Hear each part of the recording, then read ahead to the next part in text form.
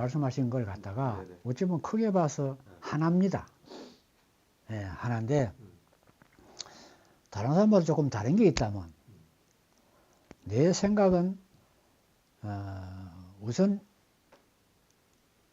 전 세계에서도 가장 못 사는 나라에 태어난 남자로서 태어난 한 사람의 이 국가 주인입니다. 이 나라는 내 것이고 이 나라 국민들은 모두 다 내 가족이다. 이 생각이 좀 남다릅니다. 그러다 보니까 이렇게 못 사는 나라 남자로 태어나서 뭔가 우리 국가가 모든 국민들이 배불리 잘 살게끔 하는데 내가 한 몫을 해야 되지 않겠느냐.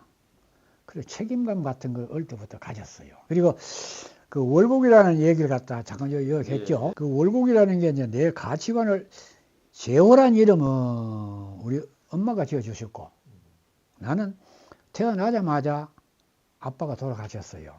그래서 호르모님이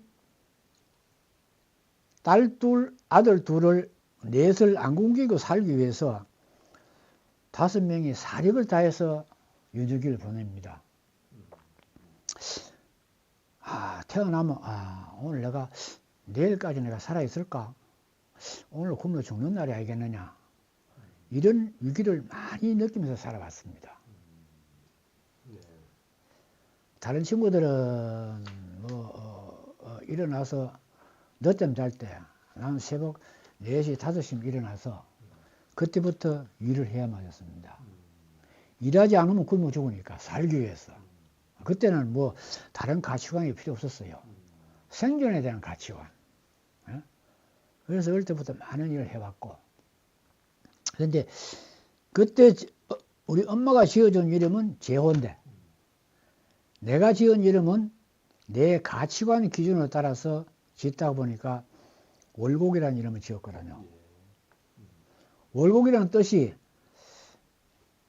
내가 살아있으면서 뭔가 누구한텐가가 도움을 줄 때만이 살아있을 가치가 있다. 어떤 사람에도 도움, 활용 가치가 전혀 없다면 이 지구상에 굳이 남아있을 이유가 없지 않느냐. 무슨 그 생각입니다. 그러자면 곧 어두운 곳에 빛이라는 게 밝은 데는 빛이 필요 없습니다. 그렇죠? 어두운 곳에만 빛이 필요하지 않습니까? 그러면 지금 이제 모두가 지금 월곡을 하고 있습니다. 어두운 곳에 빛 같은 역할을 하고 있다고. 그게 무슨 소리냐면 이 카메라를 아가씨가 돕지 않으면 안 되니까 도움 주는 역할을 하고 있다 아닙니까? 이거 다 일이라는 건 모든 일이 남한테 도움 안 되는 일은 없습니다. 근데 단 많은 사람들이 자기 이익에 자기 돈벌이 위해서 일한다는 생각을 하고 있어요. 조금 깊이 생각해 보면 돈을 벌린다는 게 남한테 돈 주기 위해서 기다리는 사람은 이 지구상에 어디도 없습니다. 그렇죠? 돈 주기 위해서 기다리는 사람이 누가 있습니까? 네. 없습니다. 그러나 단 잘할 수 있는 재능을 갖다가 이용하고 싶은 사람뿐이다. 그 어두운 곳에 빛 같은 역할을 하고 계신다 겁니다. 그런데 다만 그 일하는 사람들이 스스로가 나는 누구를 위해서 누구한테 값지게 활용되고 있다. 내가 멋지게 살고 있다. 이 생각을 못하고 살고 있다는 겁니다. 그게 참 안타까워요. 사실은 그런 역할을 하고 있으면서 나는 내 돈벌이에서 산다. 이 생각으로 살고 있다는 겁니다. 이건 잘못된 거다. 남한테 돈을 벗자면 남한테 도움 안 주고는 돈 생기는 곳이 어디도 없습니다. 그러면 돈 벌기 경쟁이 아니고 남한테 도움 주는 경쟁을 하고 있다. 그러면 돈 벌기 위해서 일하는 거와 남한테 도움 주기 위해서 일하는 거와 똑같이 뭐가 다르냐? 다른 게 있습니다. 돈 벌기 위해서 일하는 거는 어떻게 하면 남한테 도움 줄까 생각보다는 그 순간적으로 하고 돈 모으는 생각하고 있습니다. 그런데 남한테 도움 주기 위해서 일하는 사람은 끝없이 도움 주기 위해서 고객 만족을 위해서 계속 연구하고 개발합니다. 밤낮 없이. 그러니까 남 돕는 경쟁에서 월등히 앞설 수밖에 없게 되어 있습니다. 그래서 남 돕기 위해서 산다고 생각하고 그 정신으로 산다면 삶의 보람도 훨씬 더 많이 느끼고 많은 사람이 부러워하는 명예, 돈 모두 다 내 것이 되게 되겠다. 근데 다들 이걸 못하고 있는 거야. 내가 오늘 누구한테 외치고 싶은 게 이 얘기입니다. 그래서 그게 바로 부족한 곳을 내가 채워주거든요. 누구나 다 일한다는 게 그 회사에, 그 사람에 누구한텐가가 필요하기 때문에 자기를 설락하고 자기는 그 필요한 곳에 값지게 이용되고 있다. 그게 삶의 그 목적이자 최종적으로 가장 잘 사는 방법의 하나다. 그렇다고 보면 어두운 곳에 빛이다. 그걸 고민 하다가 보니까 어두운 곳에는 다른 밝은 태양이 떠 있을 때는 있는지 없는지 안 보입니다. 캉캉 어두워 밤이 되면 달이 환하게 보여요. 그걸 내가 거창하게 달에 비하고 전 지구를 밝게 만드는 그건 상상이 좀 뭐하고 작은 계곡의 달빛이다. 그래서 달을 자에 계곡자가 떠올랐어요. 그래서 월곡입니다. 어두운 곳에 빛이라는 뜻입니다. 그래서 월곡이라는 호가 이건 내가 지은 이름이다. 이 제호는 우리 엄마가 지은 이름이고 월곡은 내 가치관에 따라서 내가 지은 이름이다. 그래서 모든 사람은 다 어두운 곳에 빛같이 살고 있다. 단 생각을 갖다가 나를 위해서 살고 있다는 그 착각 때문에 여러 수십만의 경쟁에서 뚫쳐나가 헤매고 있습니다. 근데 많은 관중이 모였는데 앞에 그 유명한 연예인이 음악을 하고 춤을 춘다. 보려면 차라 모여서 막 꽃발 띱니다. 그리보다는 한 40cm 위에 탁 올렸으면 앞에 확 다 보입니다. 그러면 모두 돈 벌기 위해서 자기를 위해서 바라는 말고 진짜 내가 필요한 곳이 어딘지 그 고객을 위해서 남을 위해서 내 재능을 전부 다 쏟으면 경쟁자가 없습니다. 남을 위해서 일하는 사람 없으니까. 그게 곧 많은 관중 앞에서 같은 키로 경쟁하는 게 아니고 50cm, 1m 위에서 내다보는 건 똑같다. 나는 그렇게 성공을 했어요. 그게 성공한 게 뭐합니다만은 돈이 얼마가 벌고 내 지위가 어떻고 권력이 어떻거나 그건 모르겠습니다. 관심도 없고. 다만 나는 하루하루를 갖다가 아주 만면의 미소를 짓고 저녁에 잘 때는 와, 내가 오늘 멋지게 살았어. 이야, 이재원 이 멋져. 이러면서 잠을 잡니다. 얼마나 멋집니까? 지금부터 90년도인가 91년도인가 부산대학 경영대학원이라고 학교마다 있었죠. 난 학교를 못 다녔습니다. 거기가 가서 뭔가 좀 고질의 질 높은 강의라고 들을까 싶어가 거기에 참여한 적이 있습니다. 근데 첫 소개에 부부간 합동 모임이 있었는데 한 50몇 명이 모였어요. 그래서 나 인사 차려 들어왔어. 뵙게 돼서 반갑습니다. 제 이름은 이재호입니다. 근데 여러분 보기에 보잘것없는 사람 같지만은 이 사람이 대단한 사람입니다. 쳐다보니까 날만 새면 적어도 하루에 몇만 명을 행복을 주는 사람입니다. 그런데 유감스럽게도 집에 가면 밤이 되면 한 사람의 와이프를 갖다가 만족을 못 시켜서 야단 맞고 삽니다. 여러분 어떻게 해서 몇만 명을 행복을 주는지 궁금하시죠? 저는 제가 이 지구상에서 가장 아름다운 목걸이를 만들어 가지고 파는데 하루에 1000개 이상을 만들어 팔고 있습니다. 내가 팔고 싶어 파는 게 고객이 찾기 때문에 주문에 의해서 만들어주고 있다. 그러면 이분이 사가가지고 목걸이 목에다 걸고 보면 자기가 마음에 들어 샀다는 말입니다. 요즘은 목걸이 하나에 몇백만 원 할 겁니다. 그 당시만 하더라도 몇십만 원 했죠. 그런데 그걸 보고 마음에 들면 와, 참 예쁘다. 내 친구가 보면 부러워하겠지. 미소를 짓습니다. 행복을 느낀 거 아니요. 그런데 이분이 사가가지고 한 번 보면 1000명이죠. 10분만 본다. 그건 무지됩니까? 10,000명 아닙니까? 그런데 아무리 벌 때까지 아무리 못 봐도 100분 이상 볼 거다. 목에 걸고. 그럼 무지됩니까? 10만 명입니다. 하루에 여자분을 갖다가 10만 명 이상 행복을 주는 사람입니다. 받으신 거예요. 그러고부터는 이재호, 하루에 10,000명 이상을 여자한테 행복을 주는 남자다. 유명한 사람 속이 멋지죠. 그래서 나는 먹거리를 하루에 1,000개씩 팔아가 돈을 얼마 법니다. 관심도 없어요. 뭐하면 필요합니까 그게. 내 재능을 내가 열심히 노력해가지고 많은 사람한테 행복을 준다. 그러면 그 자체가 나로서는 엄청난 재산이에요. 엄청난 행복이다. 예? 예. 나는 어릴 때부터 손재주가 있어가지고 친구들과 같이 놀면 그때만 하더라도 뭐 다른 장난감이 없고 겨울 때면 팽이 만들어가 팽이 치고 활 만들어가지고 새 하루 종일 딸기 잡도 못하면서 새총 쏘고 뭐 이런 게 고작이었습니다. 겨울 때면 스케이트 만들어가 얼음 타고 하는데 요즘은 돈 맞으면 다 사진인데 그때만 해도 만들지 않으면 없었습니다. 그러면 그걸 만드는 친구들 만들어 놓은 거 보니 도저히 이건 못 만들 쩔쩔매고 만들어봐야 엉망이고 그런 거야. 내가 딱 보면 아 저거 저래 만들면 쉬운데 내가 다 만들어줬습니다. 그때마다 이제 우리 엄마가 사람이 가장 값지게 사는 삶은 어두운 곳에 덕불같이 사는 게 가장 값진 삶이다. 네가 가진 재능이 남이 필요하다고 생각할 때 네 스스로가 남 도우면서 사는 게 가장 훌륭한 삶이다. 너는 그렇게 살길 바란다 엄마는. 이런 말씀을 여러 잘하셨어요. 어릴 때 우리 어머님이. 근데 그러면 어릴 때부터 나이 뭐 성인이 될 때까지 부모님이 여러 수천 가지 수만 가지 뭐 가르치는 게 아니습니까? 누구나 다. 그런데 나는 그 말을 아마 듣기를 원했던 것 같아요. 다른 거다 잊어보는데 그 말을 안 잊어보는 거야. 예? 어두운 곳에 덤불같이 살아라.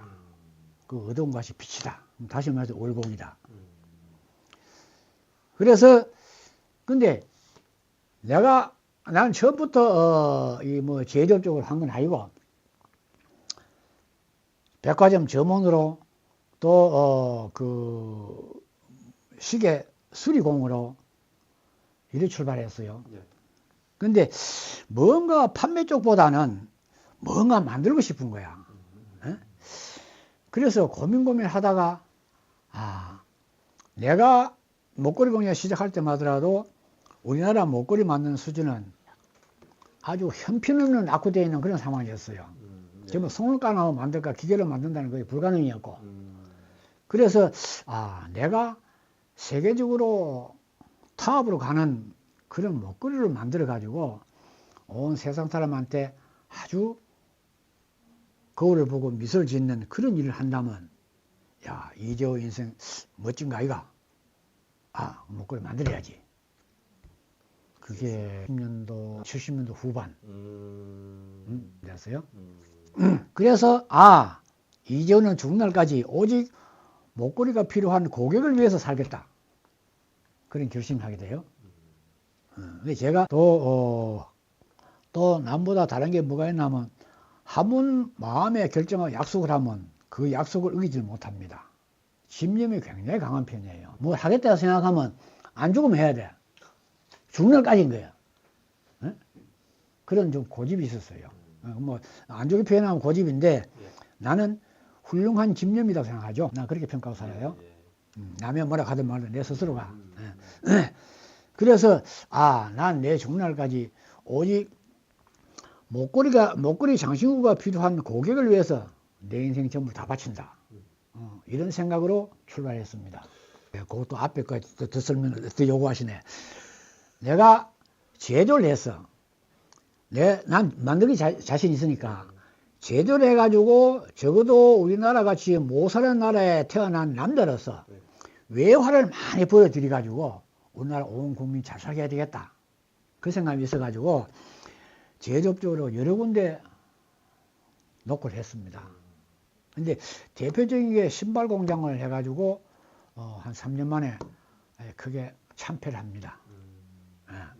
그런데 나중에 이거 할 때는 가만히 생각해보니까 이 내 재능이 어디서 활용이 가장 값지게 할 수 있을 것이며 내가 그걸 할 수 있는 능력이 어디까지냐 이걸 체크해 보니까 내가 수십 년 동안 해온 귀금속 시계 쪽은 잘 아는데 신발 쪽은 몰랐대 겁니다. 잘은 모르는 쪽이 하니까 새로 배워가면서 다른 경쟁자하고 맞서자니까 이 경쟁이 안 됩니다. 그래서 내가 잘 할 수 있는 거 그걸 찾다 보니까 오랫동안 종사해온 이 건목걸이가 내 눈에 확 들어왔다. 그 선택의 여지가 없다. 딴 걸 하면 다 죽고 이것만 할 수 있으니까 이렇게 결정한 거죠. 그래서 아까도 설명했지만 이 가장 낙후되어 있는 이 목걸이 산업을 갖다가 세계 수준에 끌어올리겠다. 그런 결심을 하고 했는데 그럼 생각만 하면 목걸이 공장 어떻게 목걸이를 만드는지 한 번도 들어보다 구경 답이 없거든요. 그런데 하겠다고 결심을 했다 이겁니다. 그럼 내가 안 죽으면 해내야 됩니다. 그래서 목걸이를 어떻게 만드는가. 내가 소매점 할 때 내인데 목걸이 팔러 오는 사람이 있었어요. 그 사람을 찾아가가지고 당신 목걸이 어디서 사왔느냐. 그러니까 그 사람 찾아가가지고 그러면 어디서 사왔다. 그럼 사온 그 집에 가가지고 당신은 어디서 사오느냐. 서울에 그 공장에서 사온다. 이래 추정해가지고 공장을 찾아갑니다. 찾아가가지고 그 공장 사장 보고 나는 당신이 갖고 있는 기술을 배우러 왔다. 나는 기술이 그렇게 달라. 당신 환자 아니요? 세상에 자기 목숨을 걸고 있는 그 기술을 갖다가 아무 생 모르는 사람한테 가르쳐달라 하면 그걸 가르칠 사람 누가 있느냐? 그건 말 되는 소리냐? 당신 미친 사람 아이가? 미친 사람 얘기 듣고 시간 쫓겨 나가라 해가지고 직원들을 떠밀려가 쫓겨나갔어요. 근데 그랬던 거야 가지고 사장님 내 말 조금만 듣거라. 이런 밀어내가지고 나갈 사람이 아니다. 이걸 예상을 못하고 내가 왔겠느냐. 이거보다 훨씬 더 많은 어려움이 있을 거라고 생각하고 왔다. 단순히 밀어내가 나를 해결된다고 밀어낼 수 있다고 생각하지 마라. 3일째 4일째 혼자 매일 가서 치근댑니다.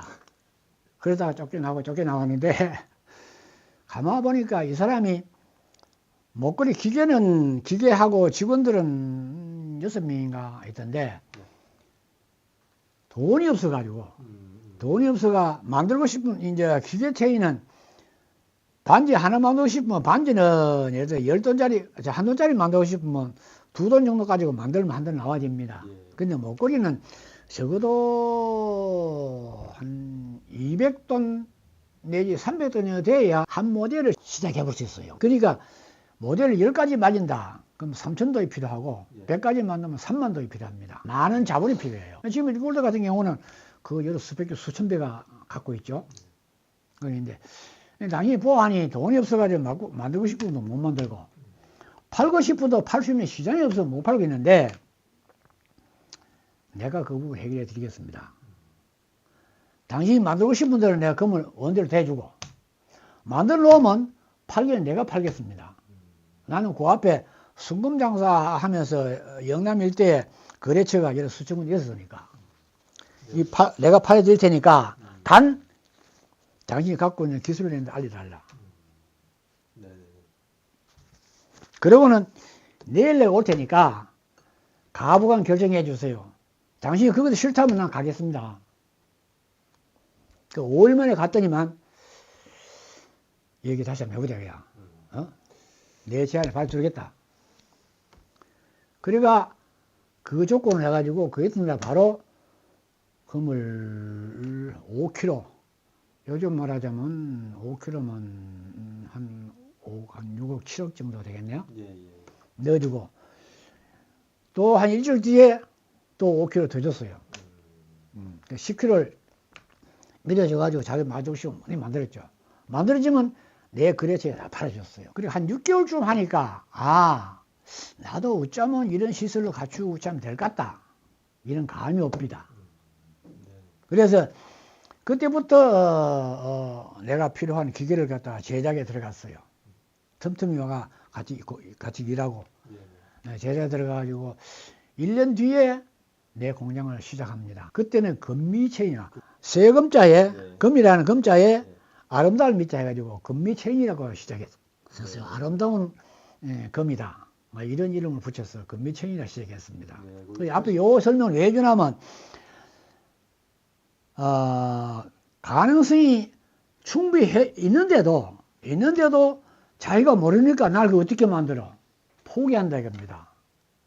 포기하지 않고 가능성이 있는 건 모두 도움식이면 안 되는 게 없다. 이 집념을 좀 알려주고 싶다. 그러니까 내 자신을 위해서는 그 당시만 하더라도 내 재산이 한 100억 정도 됐는데 내 개인적으로 돈이 필요 없었어요.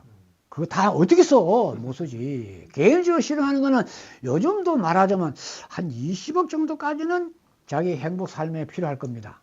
그 이상은 필요 없습니다. 남의 돈이에요. 근데 나는 이미 그때 내가 쓸 수 있는 돈은 3억 정도만 되는 거 해야 돼. 그때 물가로는. 그런데 100을 어떻게 다 써요? 근데 내 돈이 필요 없는 게 아니고 다만 내 재능을 많은 사람한테 도움을 주겠다는 오직 그 삶의 가치관을 접목을 시킨 거죠. 그래서 미친 듯이 일했습니다.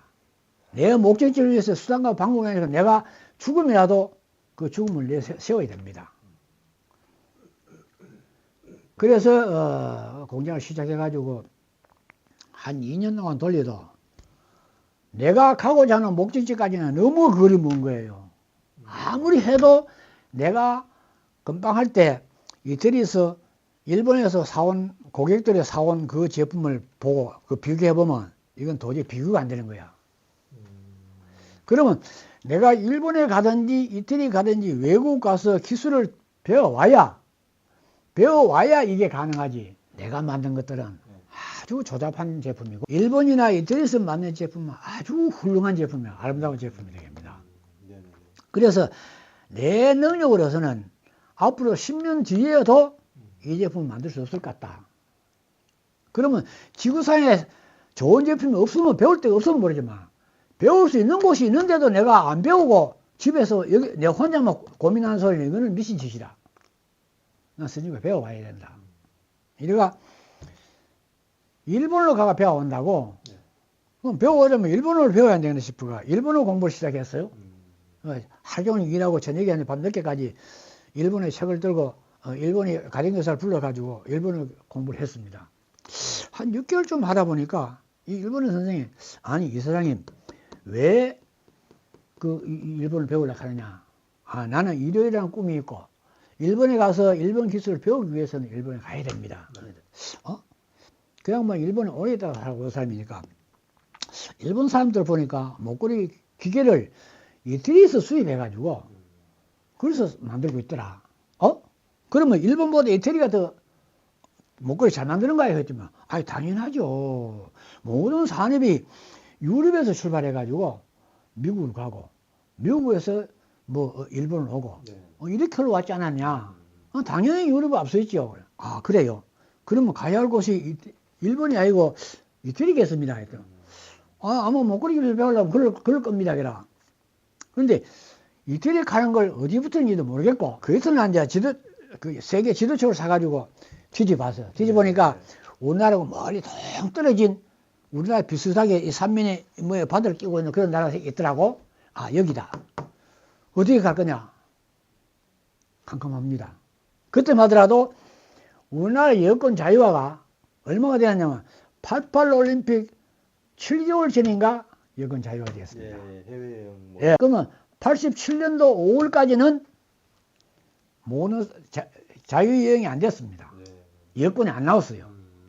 그럼 내가 갈 때마다 84년도 말이 됐는데 84년도에는 여권을 어떤 사람이 해줬냐면 국가공무원이 외국에 필요하다면 내줬습니다. 그러면 대기업의 수출 실적이 있는 대기업 직원 그 다음에 또 어떤 사람이 60이 넘은 노인네들 그 다음에는 어떤 게 있냐면 해외에 있는 사람이 초청할 때 이 4가지 조건만 여건이 나왔습니다.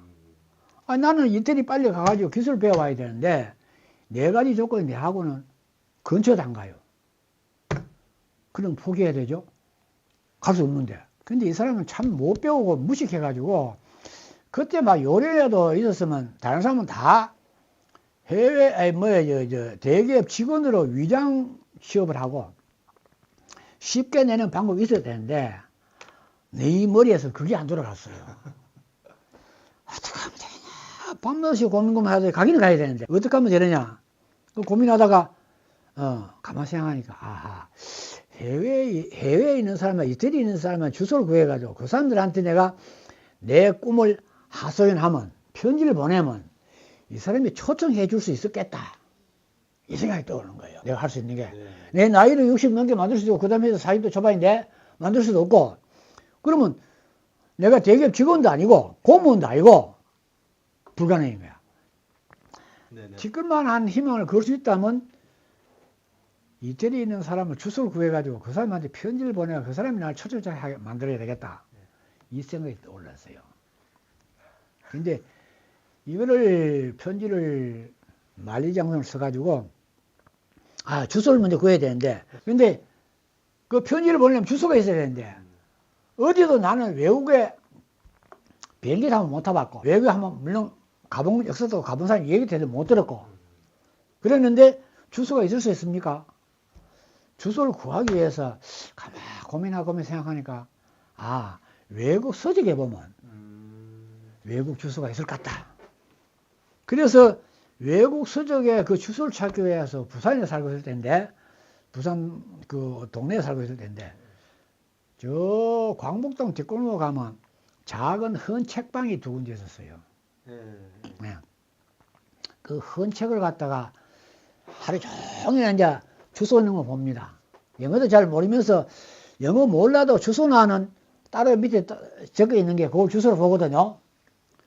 그래가지고 그걸 찾는데 내가 이태리 주소를 갖다가 구하기 위해서 3일째 되는 날, 어째 보면 요새는 뭐가 들어왔냐면 일본 가다로쿠가, 그때만 해도 일본에는 그 자기 제품을 광고하기 위해서 가다로쿠 싣고, 그것도 그쪽 광고하기 위해서 뭐 이래 사진도, 사진 밑에 주소도 있고 뭐 그런 게 있습니다. 그러니까 맨 끝에 장에 보니까 이태리의 시스마라는 회사가 요거만한 사진을 읽고 그 밑에다가 주소가 있는 거야. 됐다. 이거다. 웃기는 얘기죠. 그걸 들고, 사졌다. 그걸 사가지고, 들고 와가지고, 그날 저녁부터 편지를 쓰고 지우고 설리고 만리장성을 씁니다. 나는 최상의 제품을, 당연히 기계를 사가지고, 최상의 제품을 만들어가지고 고객을 만족시키고 싶은 내 꿈인데, 나는 유감스럽게도 우리 한국에는 여권 자유가 안 되기 때문에 당신 회사 갈 수가 없다. 나를 초청 좀 해주세요. 요약해서 그런 얘기입니다. 그 얘기를 갖다가 서구보이 마음에 안 들고 수십 분 서고 지우고 원고를 만큼 적어가지고는 이걸 그냥 편지 어제 보니는 모르고, 나는 영어를 모르니까 그때만 하더라도 영어를 영어가 하는 사람이 많잖으니까 번역을 원하는 사람도 있었고, 번역해 주는 데가 부산 중앙동에 가면 세 군데가 네 군데 있었어요. 그 한 군데 가서 나는 이러이러한 사회에서 이 편지를 영어로 번역해가 좀 보내주셔야 하는데 어떻게 하면 됩니까? 나 좀 도와주세요. 하는데 요즘 말하자면 그 편지해 보여주는데 예를 들어서 만 원이다. 그러면 알겠습니다. 내가 2만 드릴 테니까 요거 아주 이 사람들이 보고 감동을 느껴서 초청장을 보내줄 수 있도록 편지를 정리해가 좀 보내주세요. 한 3일 걸린다거든. 알았습니다. 이틀 지나고 나니까 전화가 왔어. 편지가 마무리되는데 어떻게 직접 보내실랍니까? 어쩔까요? 그러더라. 아니, 난 보낼 줄 모르니까 당신이 좀 보내주세요. 가가지고 2만 원보다 더 5천 원 더 붙여가지고 줬어요. 그래서는 한 열흘 뒤면 답장이 올 수도 있겠나. 한 열흘 전부터 답장 기다립니다. 근데 열흘, 20일, 한 달, 2달, 3개월 지나도 답이 안 오는 거예요.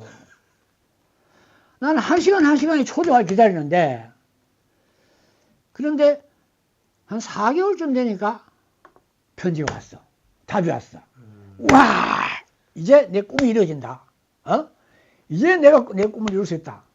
이걸 보니까 당신을 초청합니다 하는 영어로 된 게 왔어.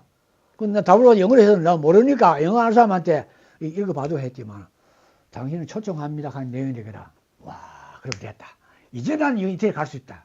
가서 이태리 기술을 갖다 배워올 수 있다. 이래가 여행사, 그 전에 부산에서 가장 큰 여행사가 아주 관광 여행사라고 저 부산 세군 앞에 있었어요. 그거 찾아가가지고 당내에 밀면서 이제 내 초청을 받아왔으니까 여권 내달라. 그 앞에 갔더니만 이런 조건 아니면 안 해준다 했으니까 그 중에 이제 조건 하나인 초청을 받아왔다. 여권 내달라 했더만. 또 일러보지만 이 사람이 미국 안 됩니다. 그라. 아니 초청한다는 내용이 있다는데 왜 안 되느냐 했더만 이 내용관이 좋은데 여기다가 우리 한국 대사관의 관이 찍혀야 대사관의 관이 찍어야 인정이 된다. 이거는 개인 편지이기 때문에 인정이 안 됩니다. 이거라. 그게 뭔 소리야. 여기까지 오는데도 나로서는 엄청나게 힘들게 왔는데 그렇죠. 보통 사람은 생각도 못합니다. 그러면 대사관이 어디 있는데 했지만 로마에 있다. 그라. 로마하고 내가 보낸 스키오하고는 여기서 부산보다 조금 더 멀어요. 비행기 타고도 한 50분 이상 걸려야 된다. 근데 누가 나무 일에 평생 처음 보도 않은 사람한테 비행기 타고 그 로마까지 와가지고 이 관심 받아주겠느냐. 그러나 나는 어때요? 포기할 수 있습니까? 난 포기 못한대요. 그걸 하다가 안 되면 하다가 죽을 날이 있어도 할 때까지 죽을 때까지 해야 된다. 다시 또 편지를 씁니다. 당신의 고마움은 내가 죽어도 안 있어도 너무너무 고맙다. 당신 성인은. 그런데 유감스럽게도 이거 가지고는 여권을 만들 수가 없으니까 어떤 어려움이 있더라도 내 이 고마움은 평생 잊지 않고 보답하겠다. 꼭 관여를 찍어줘 보여. 여권 열쇠를 좀 만들어 달라. 이래가지고 간곡한 부탁을 해가지고 또 다시 편지를 보냅니다. 보내더만 아이고 또 한 달 뒤에는 올라나 20일째에 올라나 초조를 기다릴 때였는데 3개월 뒤에야 진짜 초청이 왔습니다. 이제. 한 1년 정도 뒤에 여권 예선에 들어왔어요. 들어왔는데 그러면 이세계에 가기는 가야 되는데 비행기도 한 번도 못 타봤습니다. 지도만 보고 주소만 들고 이태리 갈 수 있다. 지금 달나라에 한 번도 못 가봤습니다. 달나라 가면 죽어올지 살아올지 불안 안 하겠습니까? 근데 나는 약속을 어떻게 했냐면 내가 죽는 날까지 죽더라도 이 꿈을 이루기 위해서 최선을 다하다 죽겠다. 내 약속을 제 자신은 그렇게 약속했거든요. 그래서 기다리다가 내일 그저 출국하는 날, 그 당시에 직원이 4명이었는데 4명을 같이 지나오면서 내가 이태리 가니까 일주일이 걸릴지 열흘이 걸릴지 모른다. 내가 최대한 배울 수 있는 배워가 올 테니까 내 없더라도 고객을 위해서 최선을 다하는 제품을 만들어라. 그리고 10시나 돼서 집에 와가지고 내일 새벽에 가려는데 짐을 다 챙기고 11시쯤 돼서 누우니까 잠이 안 오는 거예요. 불안한 거예요. 그때부터는. 그 전까지만 해도 내가 꿈을 이룬 데가 무척 좋아했는데 막상 내가 이들이 갈 수 있을까? 비행기 타면 어떨라고?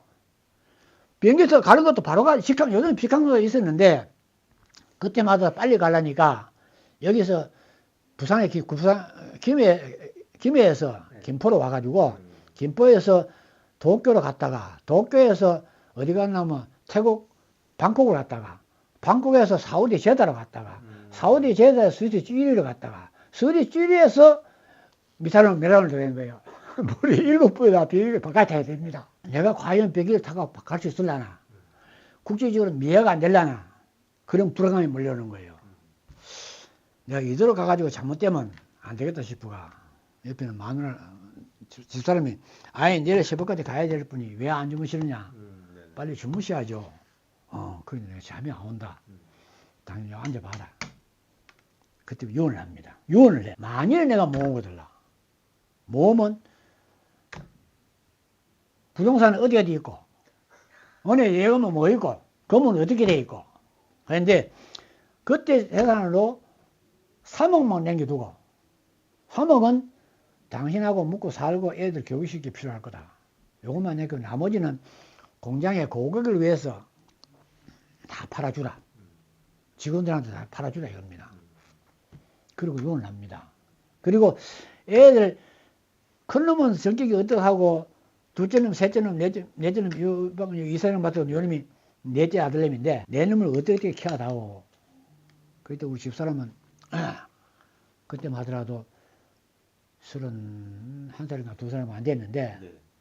아이고 날 붙들고 뻥뻥 울면서 나는 못한다. 가지 마세요. 당신이 뭐가 아쉬우냐. 집이 없나 돈이 없나 자식이 없나. 어? 아쉬운데 뭐가 있어 그래 불안한 여행을 하셔야 되느냐. 가지 마세요. 붙들고 펑펑 우는 거야. 아니? 당신이라면 내가 마음 약해진다. 내가 생각하기에는 전쟁터에 간 군인이 적과 장렬하게 끝까지 싸우다가 전쟁터에 맞는 죽음이 가장 훌륭한 죽음이 들었다. 나는 고객을 위해서 한 목숨 던지기로 했는데 고객을 위해서 내가 끝까지 그걸 위해서 싸우다가 죽더라도 장한 죽음이다 생각하고 있다. 어? 혹시 내가 못 죽더라도 우리 남편은 훌륭한 여생을 마쳤다고 생각하고 아들한테 그렇게 가르치라.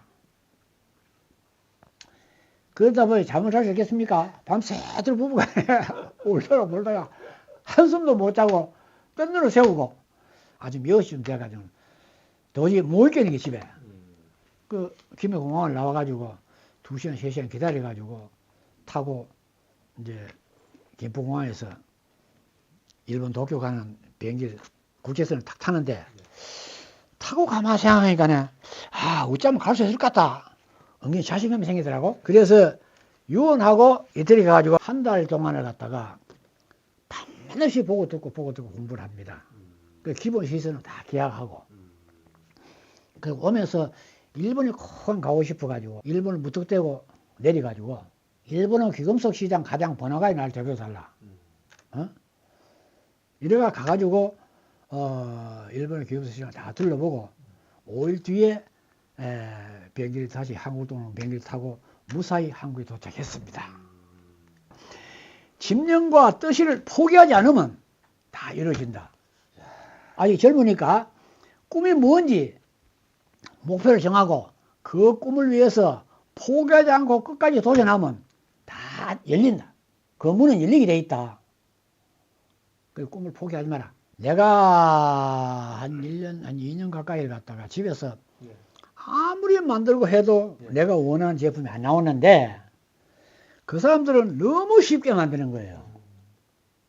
그리고 만들어진 결과가 내가 만든 제품하고 비교가 될 정도로 아주 깨끗하게 바짝바짝 빛이 나는 거야. 나는 그게 안 되는데. 맞아, 저거다. 저 기계, 저거 비싸게 있으면 좋겠는데 생각도 못 했는데 그 사람들은 그런 기계를 가지고 잘 만들고 있는 거야. 에? 그러니까 갈 때는 일주일 내지 한 열흘 만에 돌아올 거다 생각했는데 하루하루가 집에 가면 못 보는데 여기 있으면 하나 더 볼 수 있는데 야, 저거 기술로 저 기계로 고객이 전달해주면 얼마나 좋아할까. 이 경우 때문에 돌아오지 못하는 거예요. 그러니까 하루 이틀 가다 보니까 원래 일주일 일을 생각하던 게 한 달 나가는 거예요. 그때마다 전화가 있습니까? 가족은 죽은 살인지 모르는 거야. 유언해놓고 간 사람이니까. 예? 그런데 그걸 생각하면서도 그렇게 연방 매일매일 감탄이 이어졌다. 목걸이를 만들자면 우선 순금을 만드는 게 아니고 18금이라면 18금 가능성이 24금이 순금 아닙니까? 75% 순금이 들어가고 25%가 다른 모화금이 들어간 게 18금입니다. 그런데 이 합금왕부터 녹이는 거, 선 뽑는 거, 판을 만드는 거,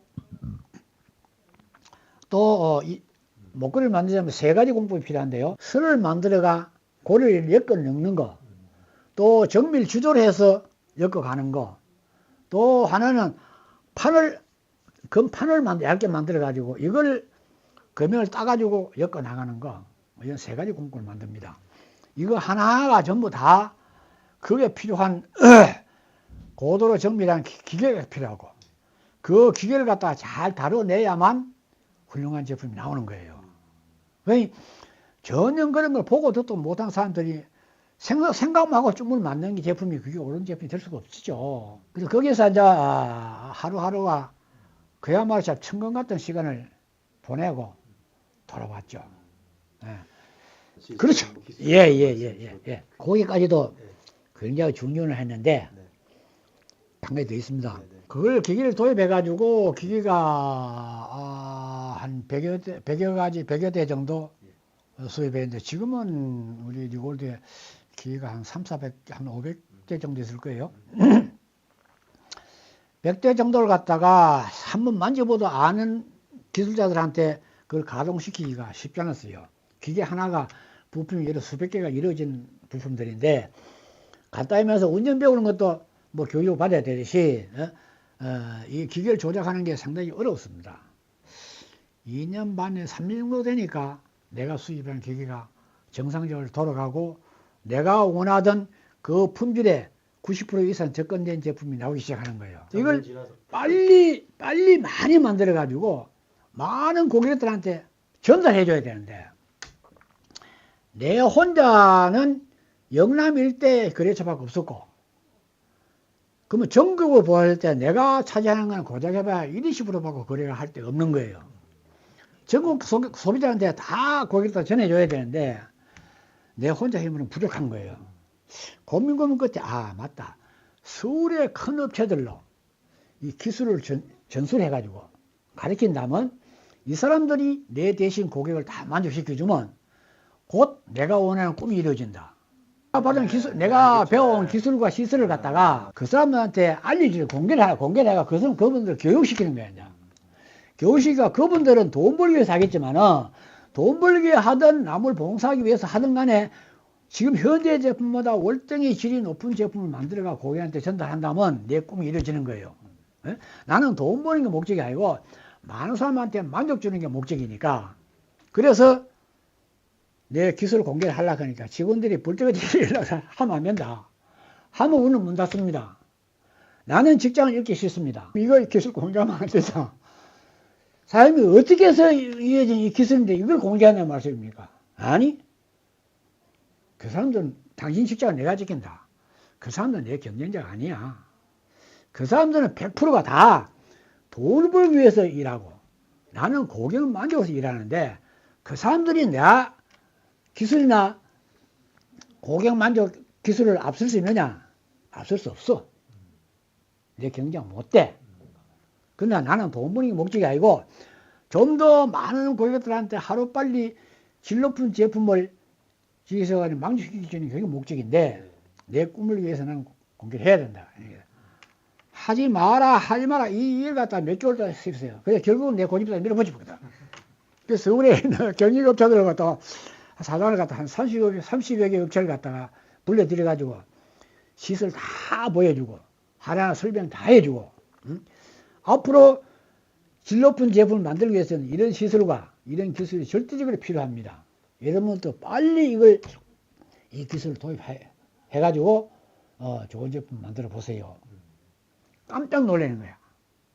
저것도 선진국에서 어떻게 만들까 생각했는데 그 현실을 내가 보여준 거예요.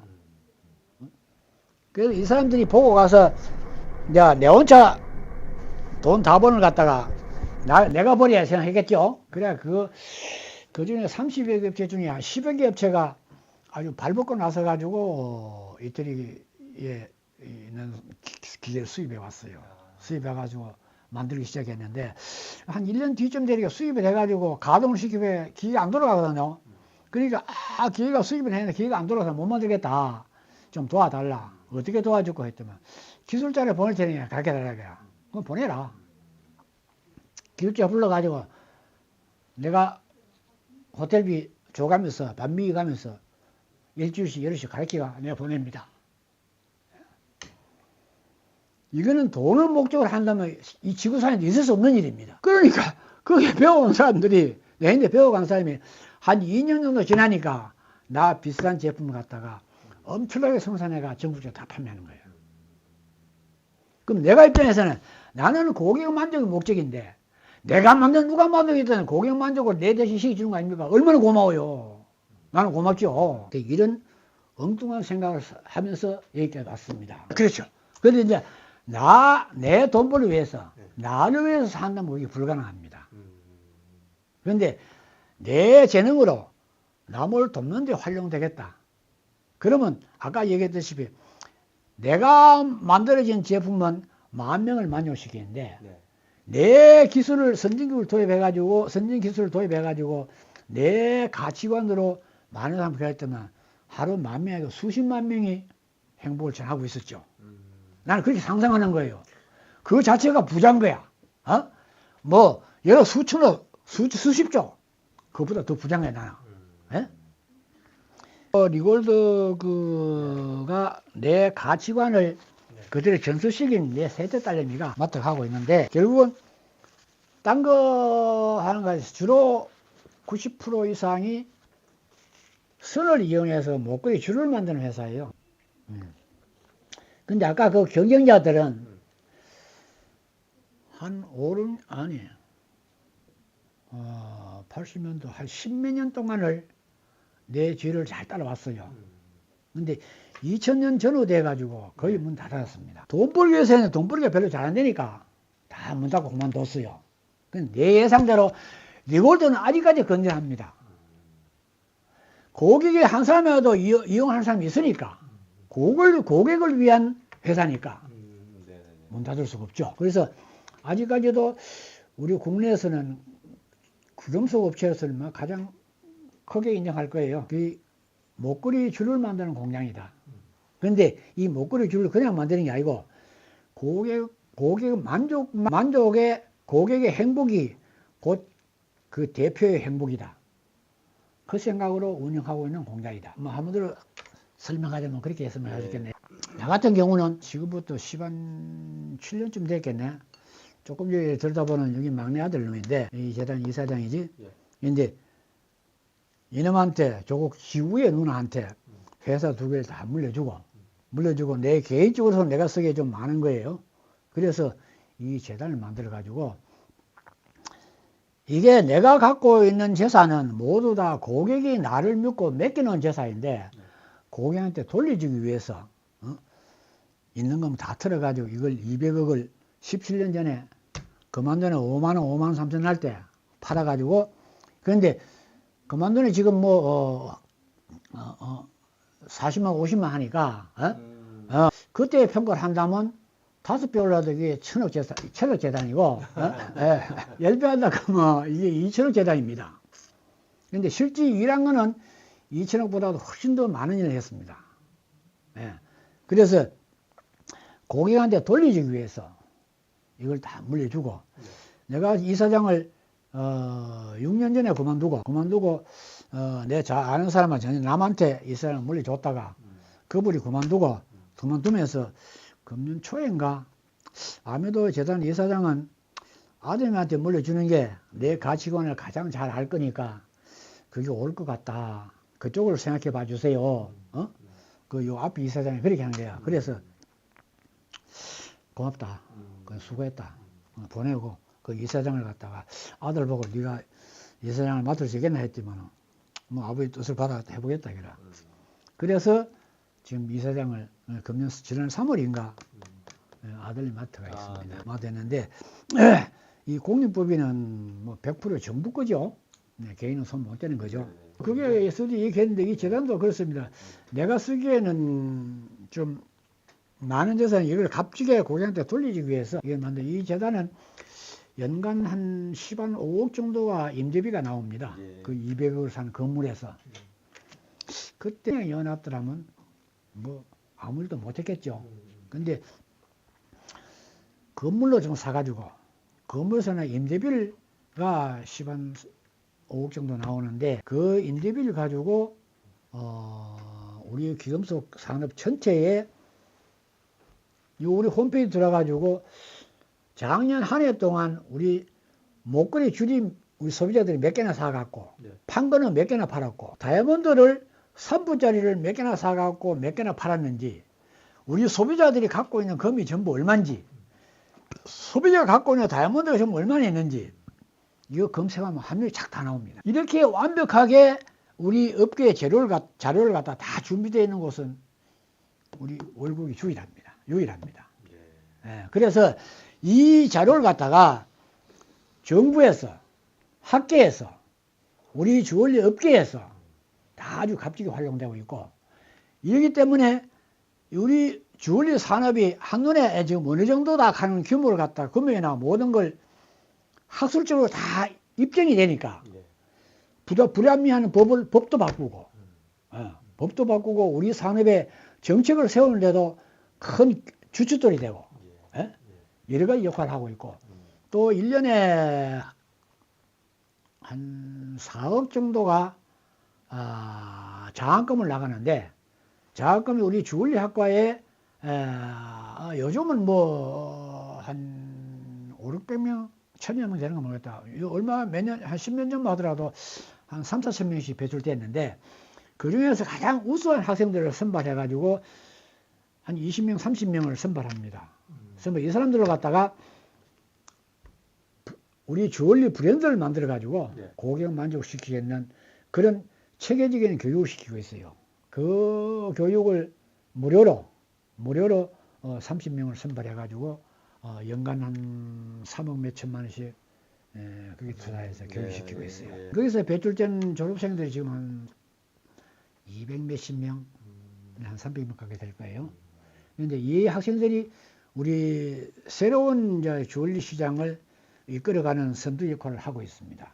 그런 인재를 키우고 있고 연구소에서는 그런 자료를 매년 그 자료를 갖다가 이거 매년 그 몇 억씩 투자해서 그 조사를 의뢰하는데 그 조사를 시켜가지고 그 어떻게 변하고 있는 건지 그걸 조사를 하고 정리를 해가지고 책자도 만들고 또 1년에 한 번씩 이제 전체 사람들 한 3, 400명씩 초청해가지고 발표도 하고 이 재단이 그런 일을 하고 있습니다. 순수하게 우리 주얼리 산업진흥재단이거든요. 글자 그대로 우리 주얼리 산업에 돕는 일을 공익적인 일을 하고 있다. 이제 그렇죠. 우리 한국뿐만 아니고 외국에서도 정부에서 하는 건 작게 하는 건 들어있지만 나처럼 개인이 출연해가 뭐 하고 있는 데는 우리 세계적으로도 아마 유일할 겁니다.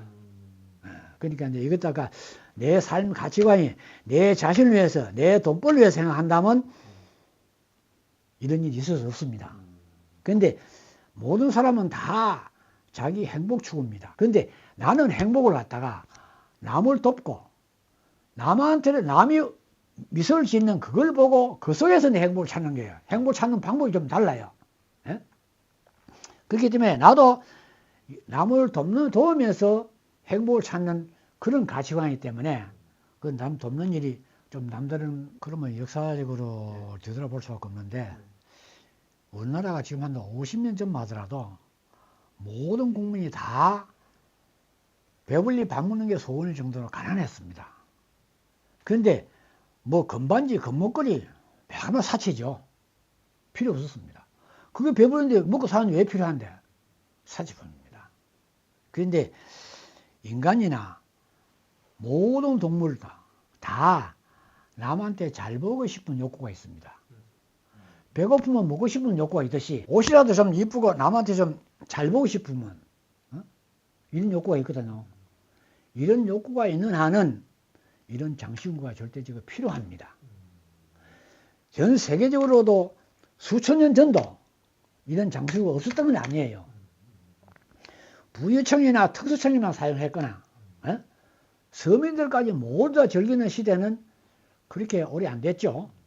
근데 점차적으로 시대가 바뀌면서 조금 잘 살게 되니까 모든 사람이 이제 그런 남한테 예쁘지고 싶고 좋은 걸 반지도 끼고 싶고 목걸이도 끼고 싶은 그런 욕구가 생기죠. 그러니까 이런 산업이 성장해왔죠. 그러자기에는 기술적으로나 자본적으로나 여러 가지 이제 불합리한 게 굉장히 많거든요. 우리 국가에서도 지금부터 우리 재단이 생기기 한 15년 전만 하더라도 귀금속 시장이 전부 얼마가 될까? 한 1조 되나? 한 2조 되나? 10조 된다, 1조 된다. 아무 근거가 없습니다. 지금은 정확한 근거가 있습니다. 우리 재단에서.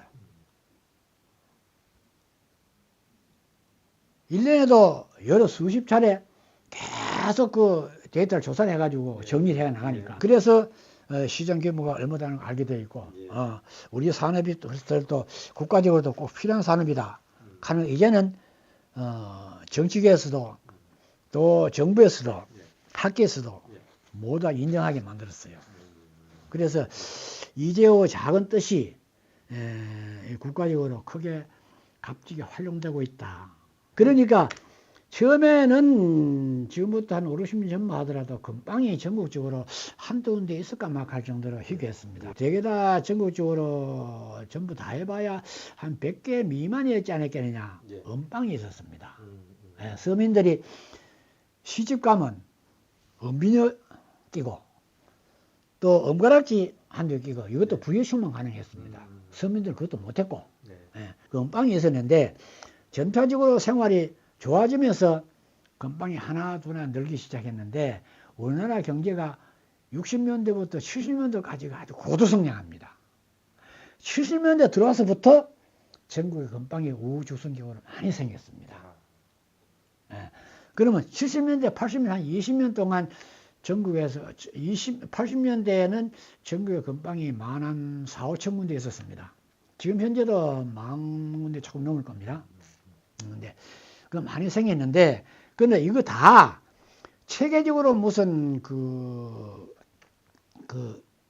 준비해서 한 게 아니고, 금방하면 돈 번다더라. 이래가 남한테 듣고 그 놈을 배워가지고 금제품 사다 가지고 팔거나 금제품 만들어 가지고 팔고, 소비자들도 뭐가 더든지도 모른다 이겁니다. 그냥 보는 게 그게 다니까.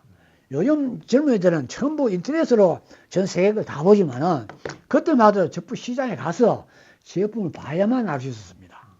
예?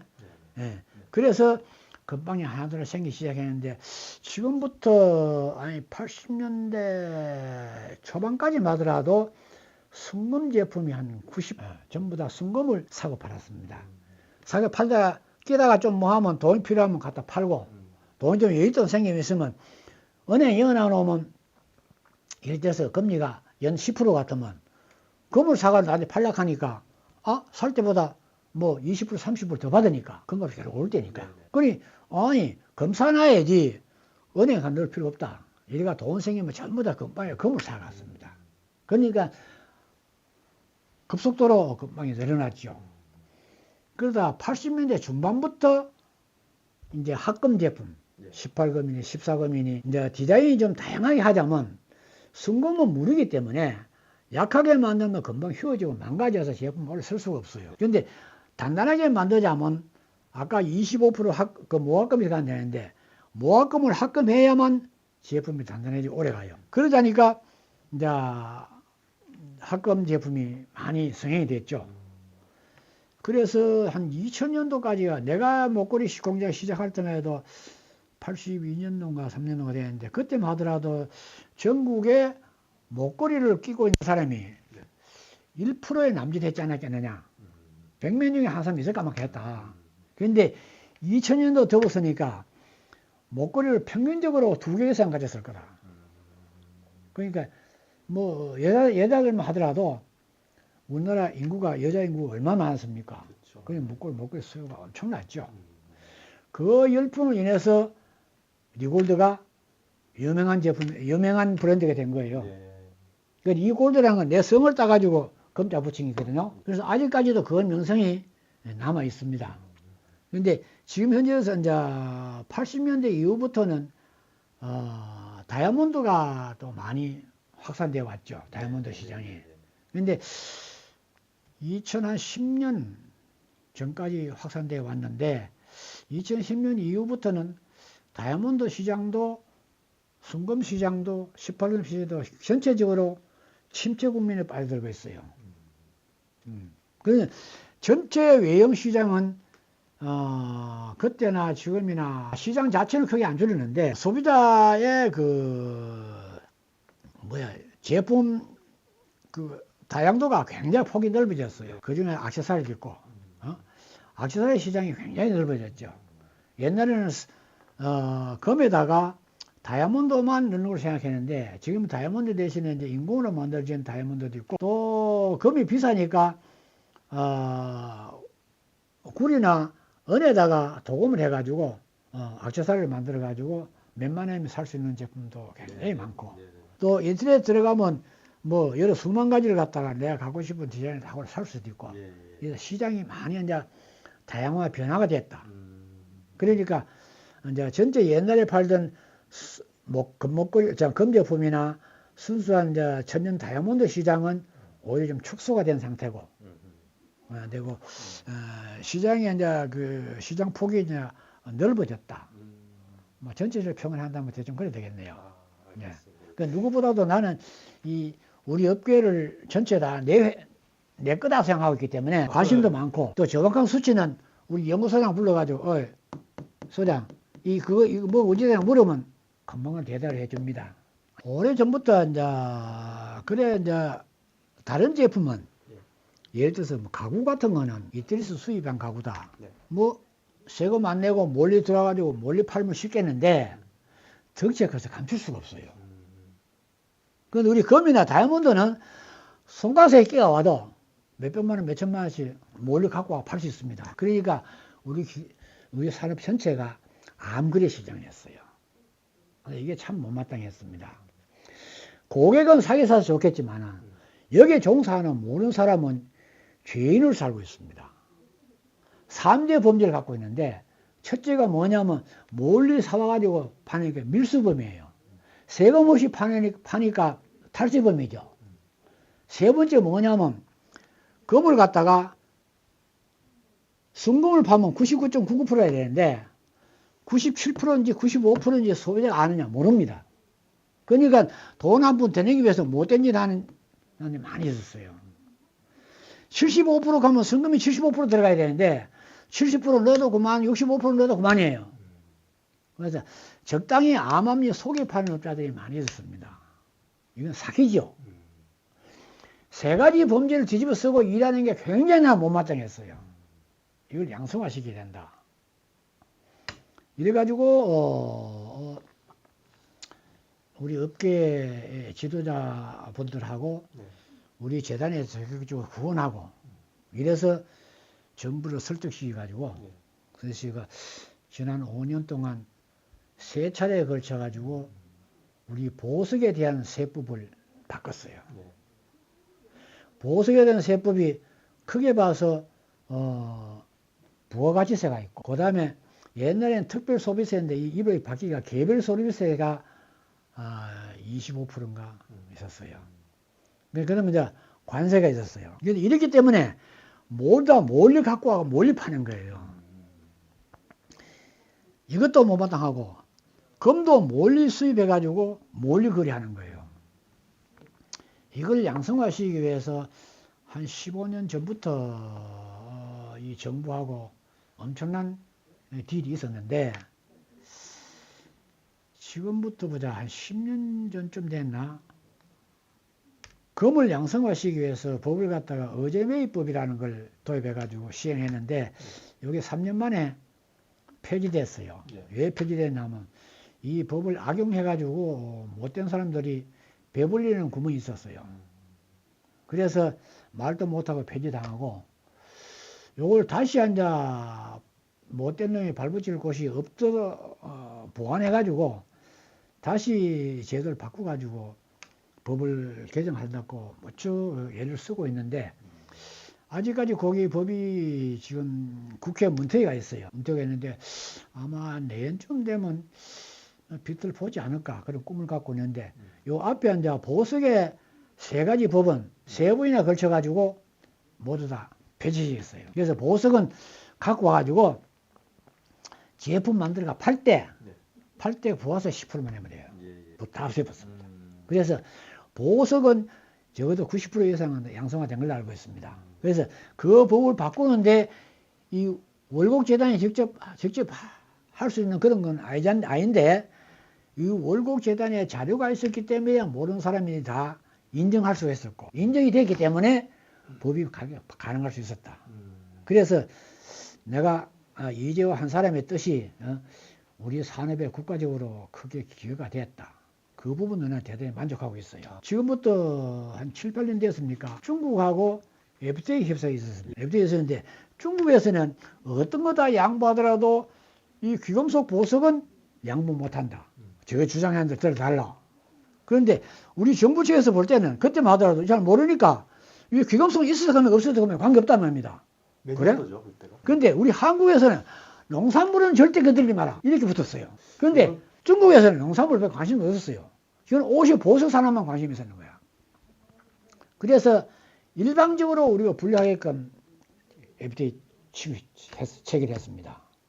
그래서 중국은 그 귀염소 보석 산업으로 상당한 효자 산업으로 키워놨습니다. 엄청난 수출하고 있습니다. 그러니 우리 바보지 그러면 어찌 보면 내가 좀 더 그분들한테 설득이 있었더라면 그런 이런 우를 범하지 않았을 텐데 그런 아웃이 없지 않아 있습니다. 내가 능력 부족이었죠. 그런데 이제는 정부 기관들도 국회의원들도 인식이 많이 바뀐 걸 알고 있습니다.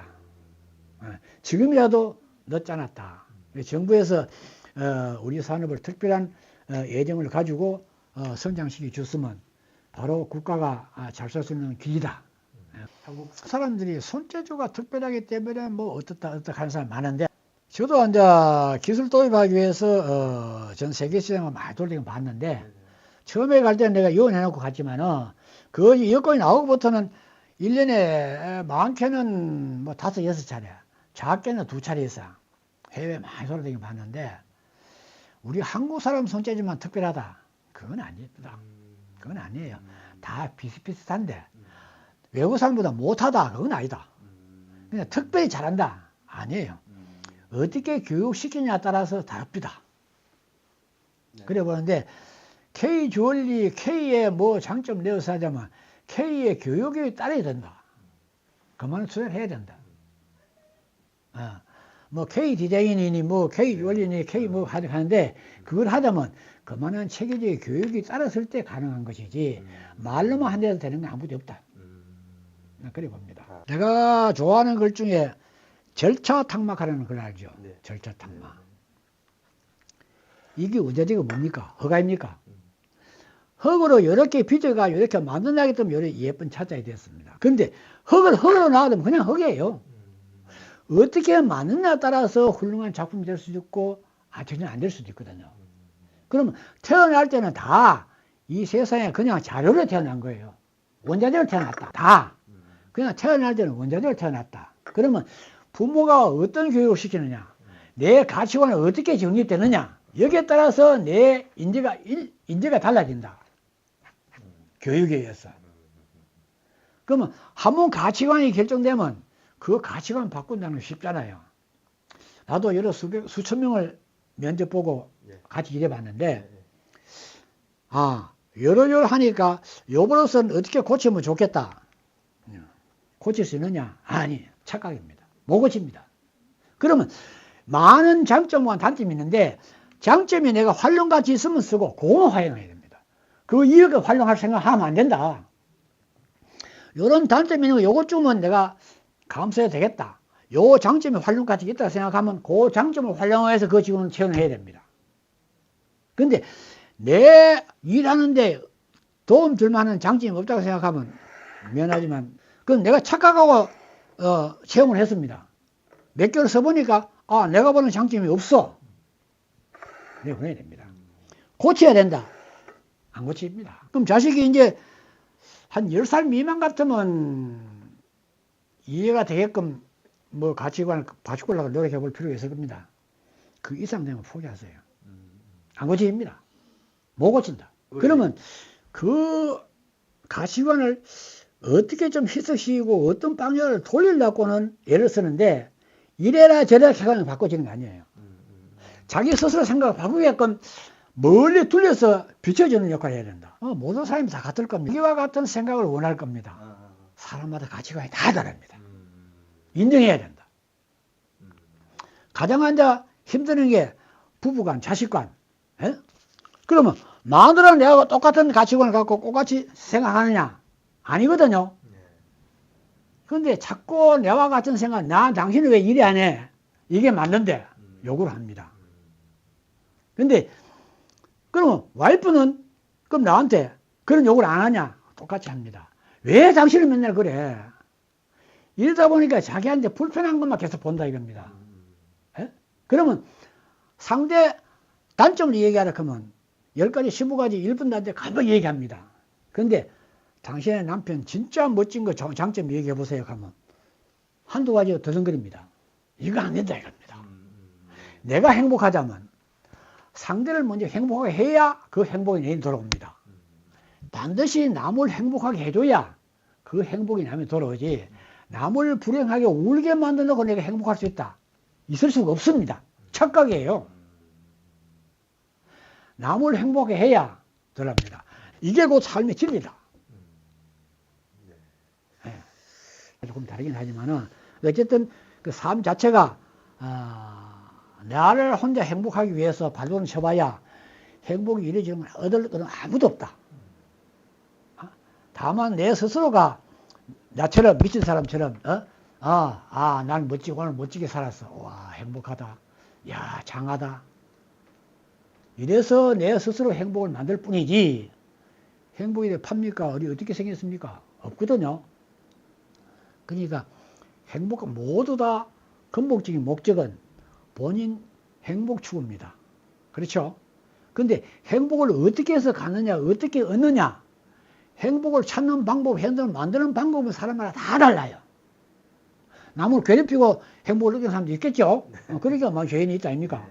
그러나 나는 내가 행복을 찾는 것은 이 지구사에서 가장 이상적인 방법이다가 평가하고 있는데 곧 남을 행복하게 하고 남이 행복하는 그 속에서 내 행복을 찾는 방법이 가장 현명하고 영원히 갈 수 있고 이것이야말로 곧 인간의 진리 아니겠느냐. 이거를 내 스스로 깨닫고 있는 거죠. 맞는지 안 맞는지 몰라요. 이재호가 행복을 느끼는 방법이야. 네. 필리저 부자는 그 책 내용을 보면 돈 버는 얘기는 한 구절도 없습니다. 나는 이것이 삶의 진리다. 지금 내가 설명한 이 얘기를 몽땅 다 정리해 담고 싶었어요. 원고 그렇게 정리되어 있습니다. 근데 이걸 원고를 갖다가 대표적인 출판사 7군데를 원고를 보냈더만 모두 다 책을 만들겠다 하는데 그중에 한 군데가 빠꾸당했어. 우리 출판사는 이 책을 안 만들겠습니다. 그 원고가 돌아왔어요. 그래? 그럼 알았어. 다른 책을 몇 개를 했는데 3일 뒤인가 그 사장이 어제 내 원고를 뒤져보고는 와 이거 책을 만들어야 된다 이런 거야.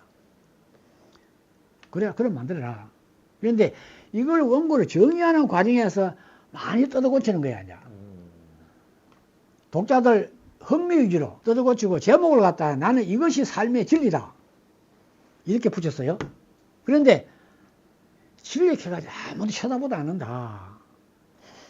회장님 뜻을 갖다가 많은 사람이 읽게 하는데 이 책을 만드는 목적인데 회장님이 돈이 필요해서 이거 팔아가 돈 벌려고 하는 것도 아니지 않느냐.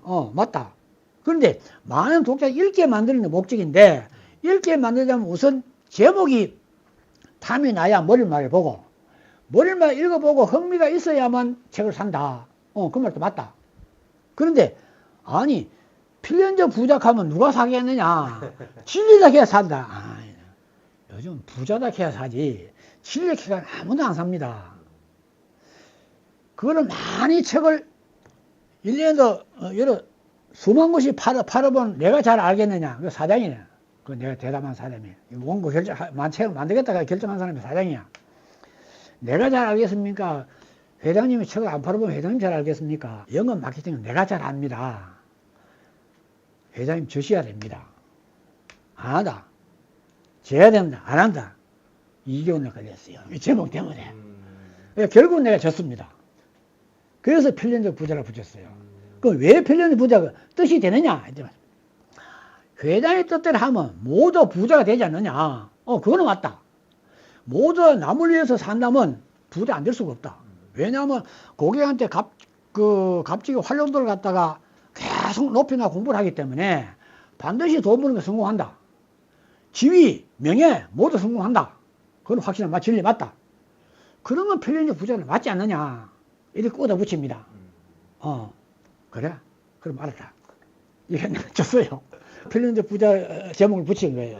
근데 돈 버는 얘기는 한 것도 없는데 그 중간에 보면 뭐 1,000억을 벌었는데 어쩌니 보니 1,000억대는 뭐 그렇게 있어요. 근데 그 내가 1,000억대 벌었다 소리가 거짓말이냐. 그건 아니에요. 그건 아니에요. 번 거는 맞는데, 근데 그걸 내가 얼마 벌었다, 어떻게 살았다, 그건 누구 앞에서 말하고 싶지 않고, 그게 목적이 아니고, 네. 나는 많은 사람한테 행복을 전달했다. 그 부분을 얘기하고 싶은 거예요. 그리고 내 자신을 갖다가 내 자신을 위한 행복을 찾지 말고, 남을 행복하게 만든 다음에 내 행복을 만들어라. 이걸 말하고 싶은 거예요. 그 뜻을 많은 사람에 전포시키기 위해서 책을 두 권이나 쓴 거예요. 네. 그래서 필요적 부자는 한 군데 남준 거 없어요. 보시면 사서라. 근데 요즘도 가끔 보면 한 달에 뭐 몇만 원씩 그 책값이 들어와요. 그럼 네. 아직까지도 필요적 부자는 들어도 누가 사가는 사람이 있는가 봐. 한 권 팔리면 1,300원씩 들어오는 거야.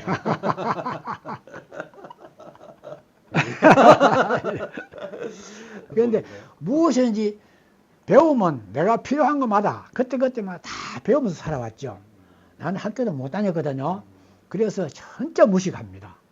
무식했는데 내가 살아가는데 필요한 거는 그게 무엇이든지 다 배워가면서 사니까 조금 뒤따라가긴 하지만 안 되는 게 거의 없습니다. 됩니다. 목숨을 걸고 포기하지 않는다면 해결이 안 될 게 별로 없다. 다 된다. 근데 이제 안 되는 걸 갖다 뭐 어떤 게 있냐면 제가 아직도 술을 못 해요. 술을 못 먹는데 그 이제 평생으로 내가 23살 때부터 시계방 주인으로 사장님 소리 듣고 살았거든요. 다른 사람은 다 학교 가고 군에 갔다 오고 늦게 출발했는데 나는 학교도 안 가고 그 필요한 기술을 배워가지고 일찍이 출발했거든요. 그랬는데 그러다 보니까 많은 사람을 만나야 되고 만나니까 담배도 서로 주고받고 술잔도 주고받아야 쉽게 친근해집니다. 나는 이건 안 돼. 담배 못 피워. 나는 술 못 먹어. 이러면 그 사람을 접근하는데 상당히 이제 시간이 오래 걸립니다. 근데 술잔을 주고받으면 금방 친해지거든요.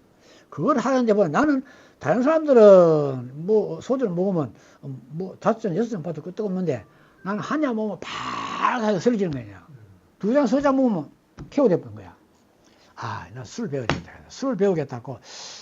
그 막걸리가 몸에도 좋고, 그 뭐 적당한 알코올도 있고, 그 밥 먹은 뒤에 막걸리를 먹으면 좋겠다 싶어가 막걸리를 매일 앉아 그 한 그릇씩 한 통씩 사다 놓고는 막걸리를 밥 먹고 나는데 한 잔씩 마십니다. 마시니까 펄가 있는 게 아니라 하루 종일 보는 겁니다. 하루 세 번 먹으니까. 이걸 한 달 내도 2달 내도 처음 먹을 때라 하면 마찬가지인 거야. 그래서 이거는 배워야 되는 게 아니다. 내가 타고난 체질이다.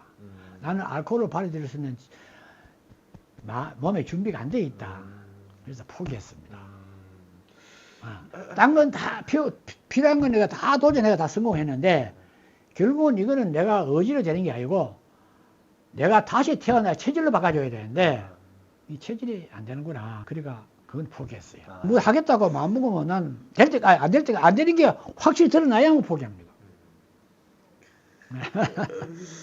이제 그 부분이 지금 현재 리골드를 맡아 있는 내 셋째 딸 사장이 조금 의견이 이제 달라서 부딪히는 게 결국은 고객의 취향을 미리미리 알았어. 커피잔을 옛날에 요구했는데 지금 현재 소비자들은 좀 이걸 원하는 사람이 많아졌다 겁니다. 근데 재빠르게 빨리 시장 조사를 해가지고 이걸 고객이 생각하기 전에 먼저 만들어가 보여줘야 됩니다. 근데 이걸 처음 만들어가지고 예를 들어서 이거 100개 만드는데 1억이 들었어. 근데 이걸 만들어가 적어도 1000개, 10,000개는 팔아야 1억의 본전이 빠집니다. 근데 이걸 만들어가 10,000개 팔 자신이 없어. 팔면 손해봐. 이거 만들면 손해봐. 그럼 안 만들려고 하는 거예요. 그러면 나는 얼마가 손해가든 고객이 좋아한다고 판단되면 했거든요. 어찌 보면 고객을 위해서 일하는 자세가 내 자식이지만은 내 뜻을 받아 일하는 놈이지만은 희석됐다고 봐야 되겠죠. 손해 간다고 쉽게 안 만드는 거야. 야, 만들어. 안 해요. 만들어. 안 해요. 이렇게 다투는 거야.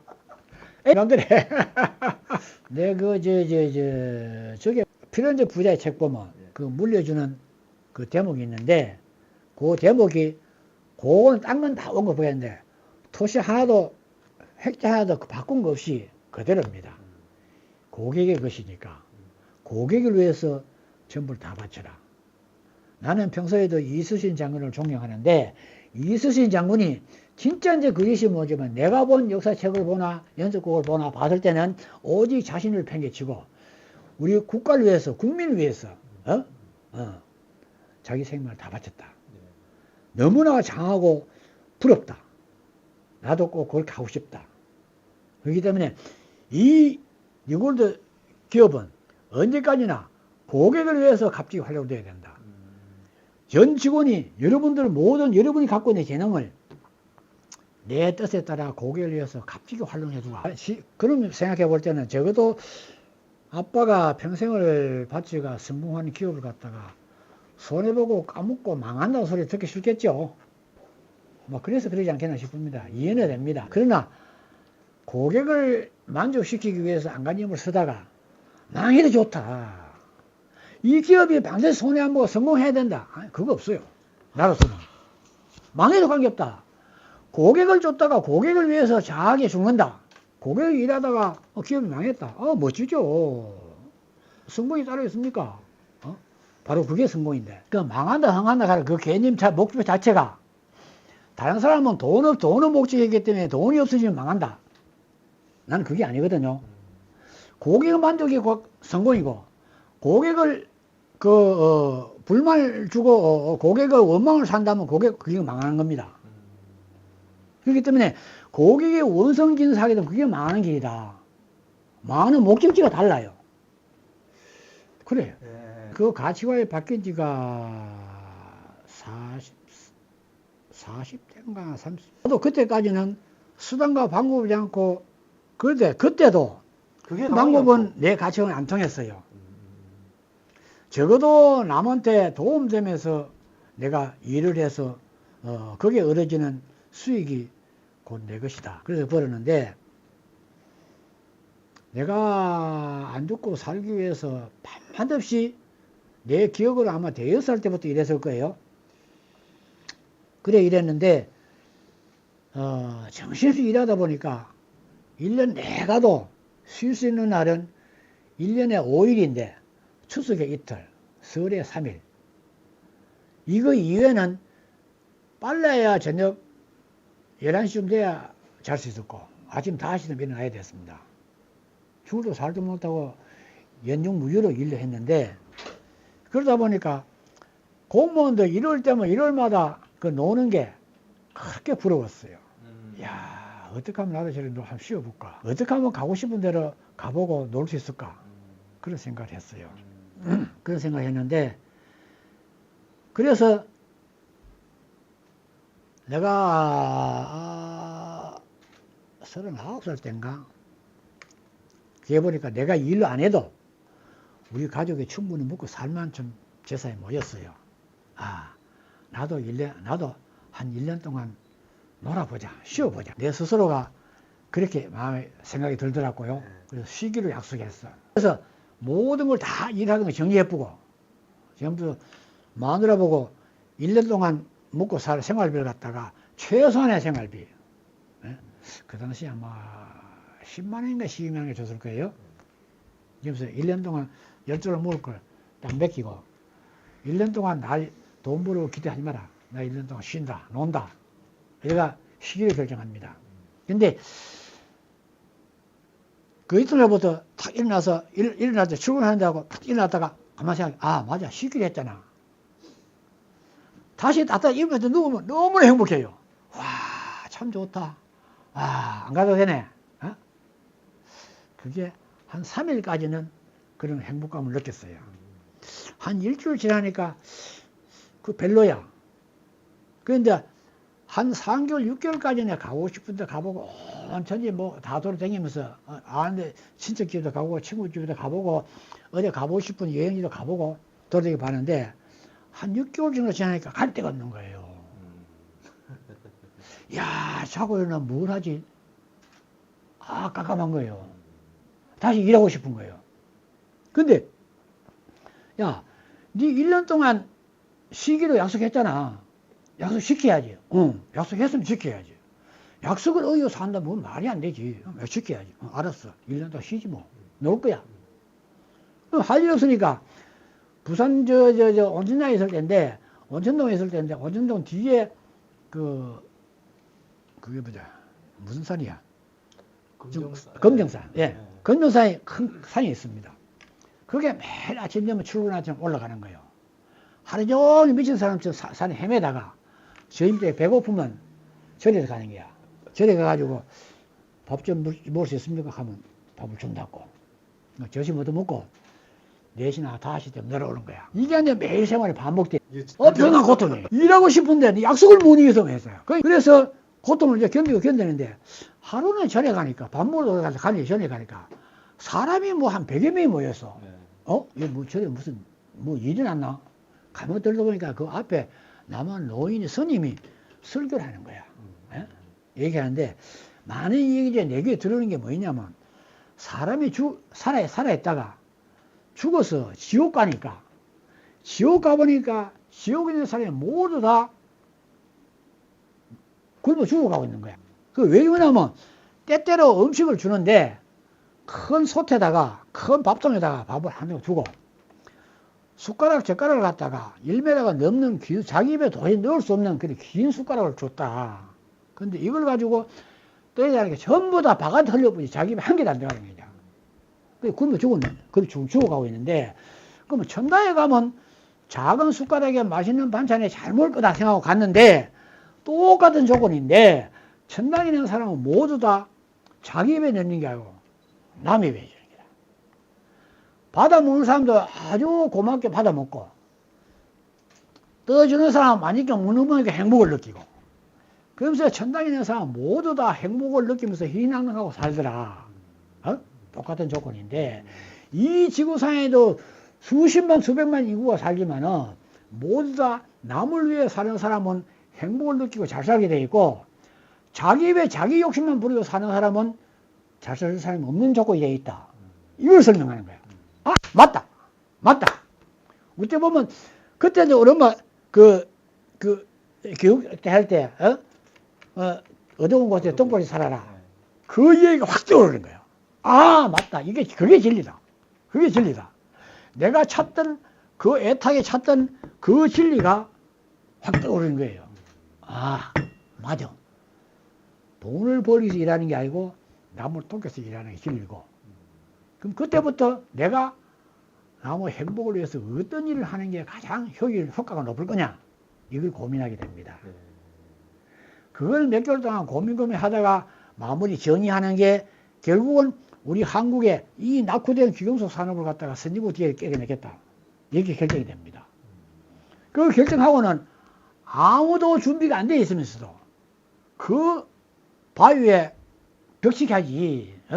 그러면서도 그 바위에 깨냅니다. 그래서 지금 왔거든요. 네.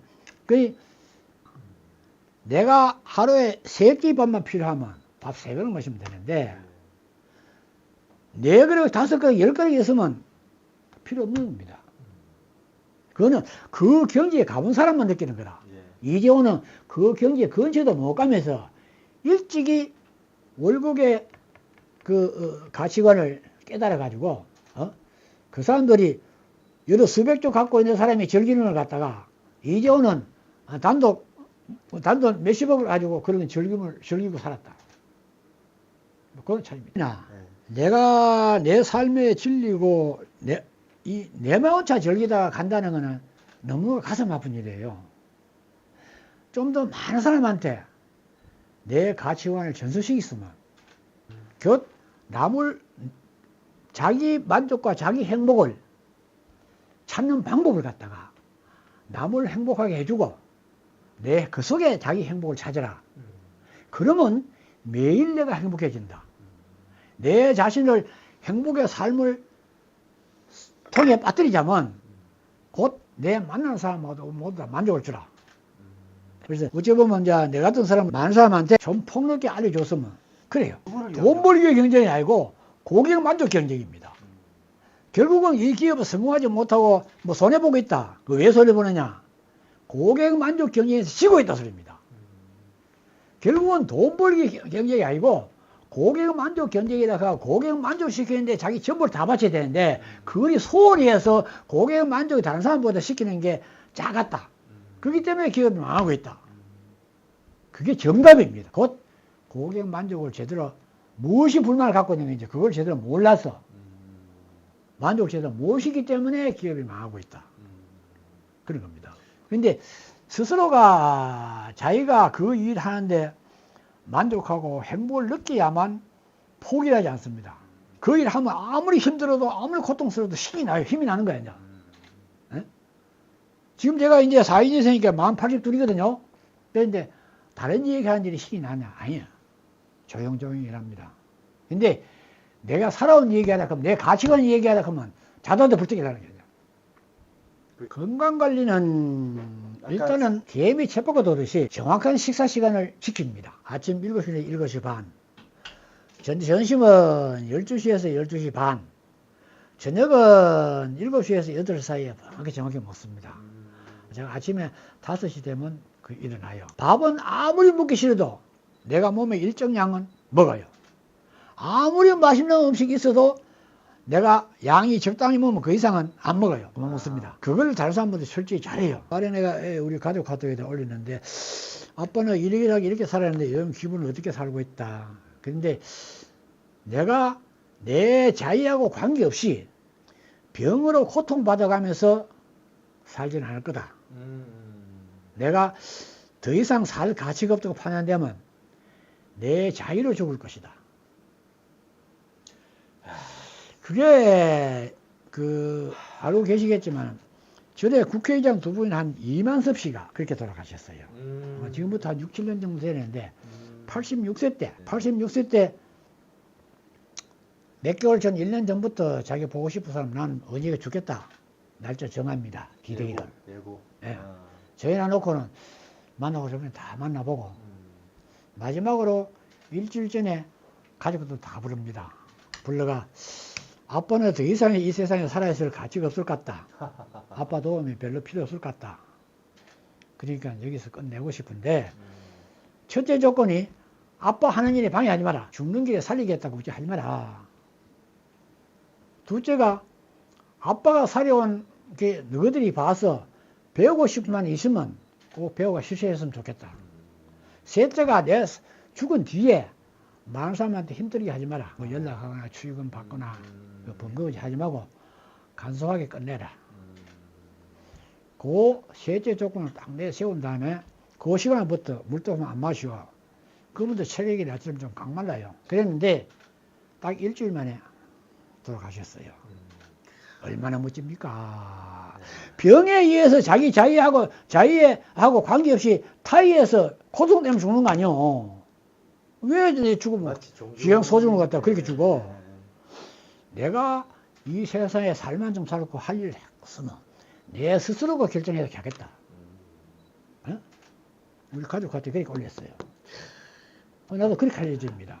근데 아직까지는 보니 내가 남한테 전혀 불편함도 없고 적어도 내 삶을 갖다가 많은 사람한테 전수시켜 주고 그런 꿈이 있고 그리고 내가 살아내는 뭔가 값지게 이용돼야 되는데 값지게 이용할 게 없으니까 하다못해 동네 빗자리 서로 청소를 한단 말입니다.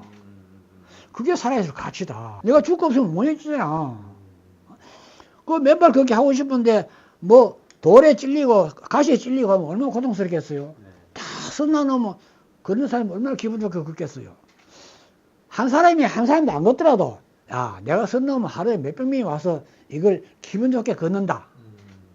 그 생각하면서 내가 행복을 느끼는 거예요. 결국은 내가 모르는 사람이 행복 추구, 나도 행복 추구다. 내 자신이 행복 추구다. 그 행복을 어디서 찾느냐 그 차이죠.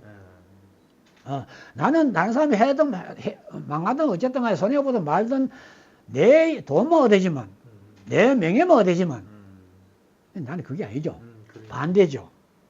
다른 사람이 행복을 느끼면 다른 사람이 좋게 한다 봐준다면 그것을 나는 상대는 행복을 10개 가지는데 내 스스로가 20개 행복을 줬다 100개 행복이 줬다 그건 내 마음이지. 그러고서 내 100개 행복을 맛보는 거예요. 그래서 나는 내 삶을 스스로 행복을 느끼며 살고 있다. 나는 행복을 추구가 그 속에 있다.